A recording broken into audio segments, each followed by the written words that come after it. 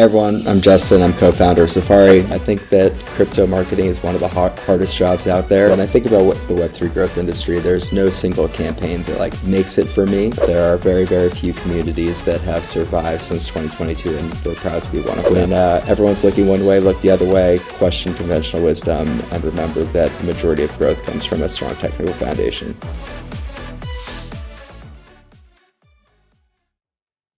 Hi everyone, this is Apur from the Intract team, and we're super excited to launch the Kickstarter for Intract Gems podcast. We like to call it the Growth, Engagement, Marketing and Strategy podcast. And who better to start it with than Justin Bogle, the co-founder of Safary, one of the premier Web3 marketing communities and analytics tool out there. The format of this entire podcast will be a quick 10 to 15 minute session. And with Justin, we'll first go through with some very quick fire questions. And then we might jump into a couple of deep dive questions around Web3 marketing nuggets, for example. That's the format of the podcast. We can quickly get started. But before that, maybe just, go ahead and introduce yourself to the audience. Floor to you. For sure.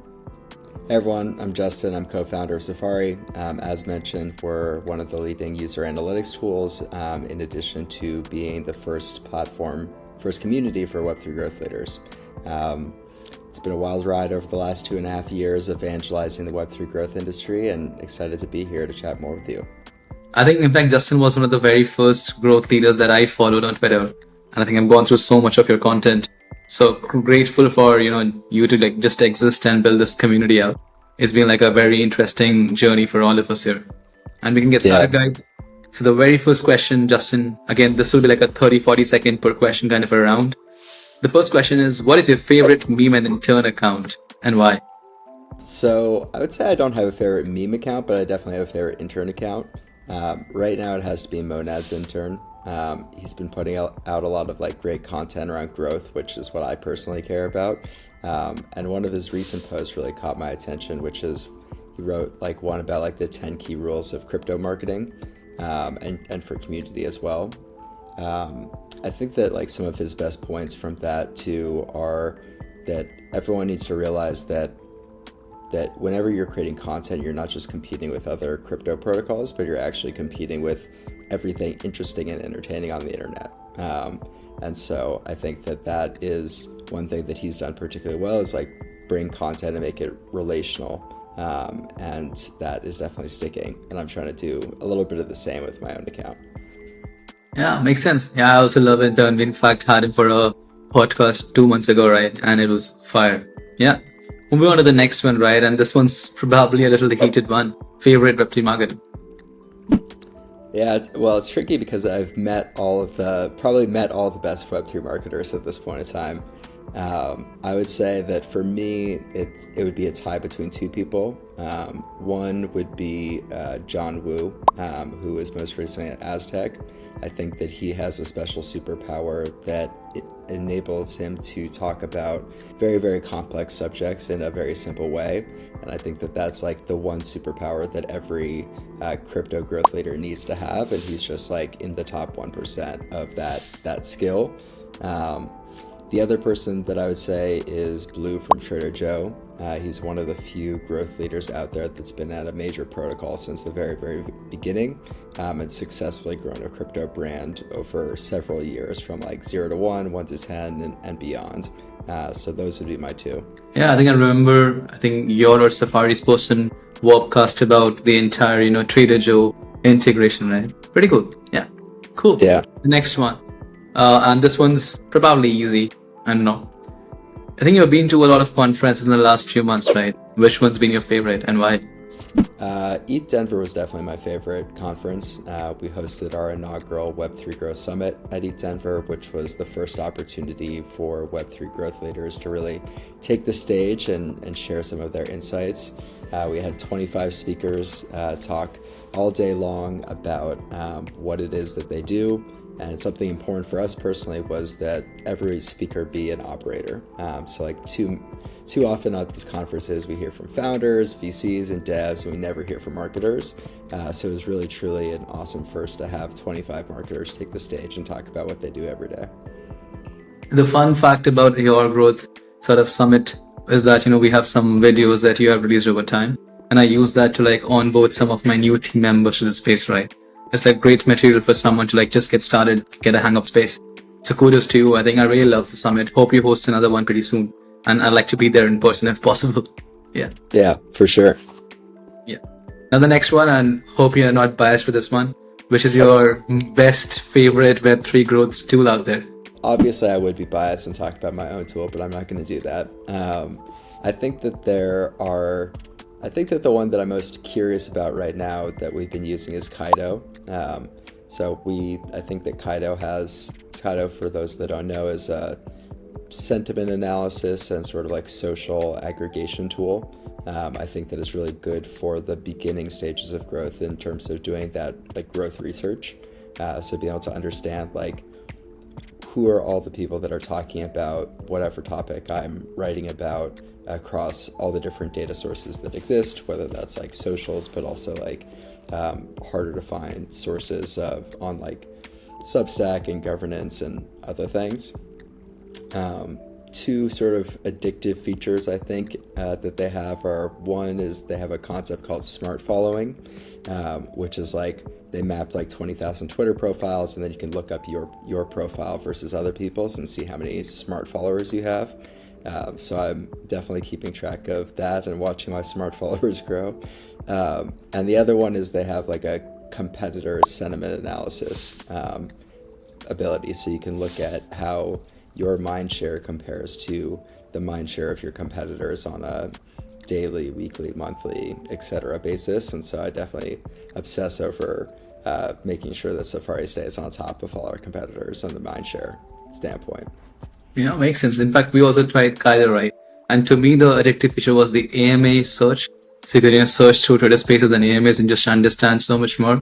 And it really helped me with trading more than Web3 growth. But then anyway, sort of, aspect of the tool, right? They're kind of slightly more expensive, to be honest. But then I think they're probably the only one in the market. So they can, command that position. Makes sense. Definitely. And now this one's like the last one of this entire sort of session, this part, and then we move to the bigger questions. This one's is basically, what's been like one of your most memorable marketing campaigns in the Web3 space that you can recall? Anything, it could be from a layer 1, layer 2, an application, an NFT collection. Probably when I look back at T-Pan's newsletter for this one, but anyway, go ahead. When I think about the Web3 growth industry, there's no single campaign that like makes it for me.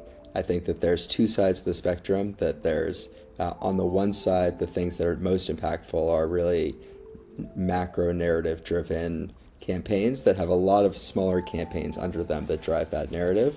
But in terms of interesting campaigns, I'm sure that you also saw the Near campaign that came out recently. I wouldn't say that was a good campaign, but it certainly captured the attention of every marketer in the space. Like, I've never seen Safary, in the 2.5 years we've been running Safary, I've never seen our Telegram group chat blow up as much as it did for that campaign. People discussing like, was this strategic? Was it not? What's the good impact? What's the bad impact? I think that most would conclude, and Kaido's analytics can also tell you that the sentiment was bad after launching that campaign, and the price was bad after launching that campaign. So probably not a success. But if the goal is to capture mind share, they most certainly did that with that campaign. So I thought it's interesting. Not good, but interesting. The funny story is we were actually conflicted. It was actually a hack versus not, and we had like a Near campaign going on. So like very psyched. But then actually, it was a very fun, interesting moment. Let's move to the slightly bigger questions. And this one's actually something I'm also looking forward to listen, right? You have had so much experience in the space now, talking to so many growth leaders, even building out your Web3 user analytics tool, on which I'd like to have a deeper discussion towards the end of the conversation, right? What's like 2-3 silver bullets, if anything, around Web3 growth that you can recommend to, say, an upcoming marketer, dApp in, say, any part of the world? I think that there are no silver bullets, but there are certainly truisms. I think that there are a few truisms that I think about for both Web3 growth and Web2 growth from my background doing growth before. The first one is definitely, when everyone is looking one way, look the other way, look the other direction. that has been most impactful for us when we first started our Safary community, for example. Every community out there at the time in 2021 was huge. It was text-based. It was open. And I said, this looks like absolute madness. Do we need to do it that way? And so we went closed, we went audio only, we went small.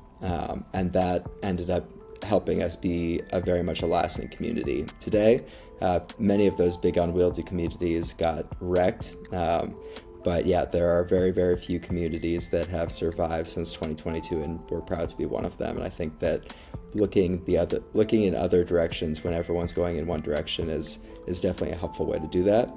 The second one for me, and this relates a little bit to the first, is to always question what the conventional wisdom is.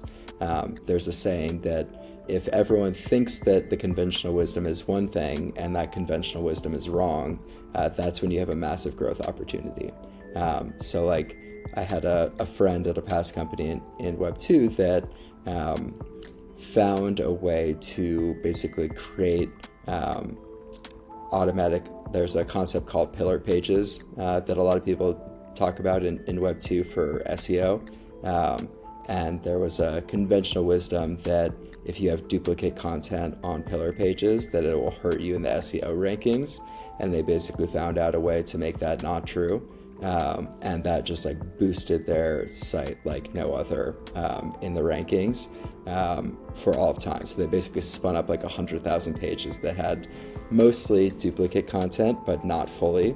And that, was a massive growth opportunity. So I think about these things a lot. They're always in every sort of market situation, either a technology that you can gain control of to your advantage, a distribution opportunity that people think is not real, but it is. And so like for a crypto example of that is like everyone thinks that like LinkedIn is not the place to post for crypto. But I've found time and time again that that's not true. And actually reposting my content from Twitter on LinkedIn gets me significantly more mind share with people than them seeing my content on Twitter with the same audience. So things of that nature I think are great. And the final one, which might be controversial for some, is that I think that the majority of growth comes from having a strong technical foundation. That means being data equipped, and it also means having a system that you can rely on, a funnel that makes sense.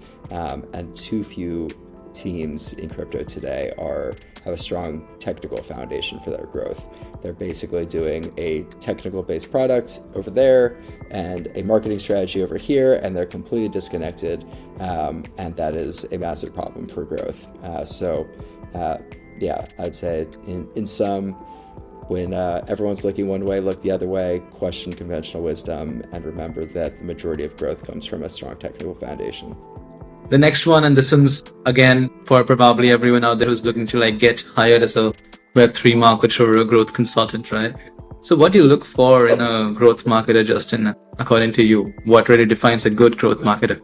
Yeah, for me, I think it's really three characteristics. It's having grit, being scrappy, and being curious. I think that when we look at the good growth marketers, and if you think about what I just mentioned about questioning conventional wisdom, that's a lot of like curiosity and like understanding of different ideas and also different spaces. A lot of growth often comes from looking at what was successful in other industries and other spaces and drawing inspiration from that and then bringing it back to your own. So I think that's why curiosity is really important. And grit and scrappy, I think that crypto marketing is one of the hardest jobs out there. It takes a lot of time to be able to do basically like 5 people's roles in one.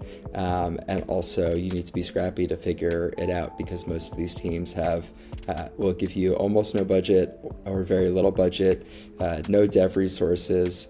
So a lot falls on your shoulders as a crypto growth leader, and I think that it's truly miraculous the work that they do every day to keep these companies afloat, and then also to grow them beyond in like a unbelievable environment.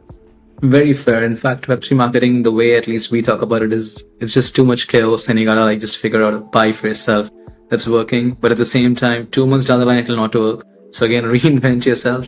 So stick to the fundamentals, but keep experimenting. Yeah, that's the word, guys. And the final one, before we jump into just understanding Safari a bit more, for you to like talk about it. Again, everyone knows Safari marketing community. I think I've heard about it so many times from so many people, right? In fact, we ourselves had a small community at least that was like, again, along the lines of Safari as well. So, and you've kind of cracked the very interesting niche of B2B community, right? That's super engaged, super active. Any advices, any couple of pointers about, to folks around building communities in general that are highly engaged as compared to very open, large communities that typically just have GMG and messages going on?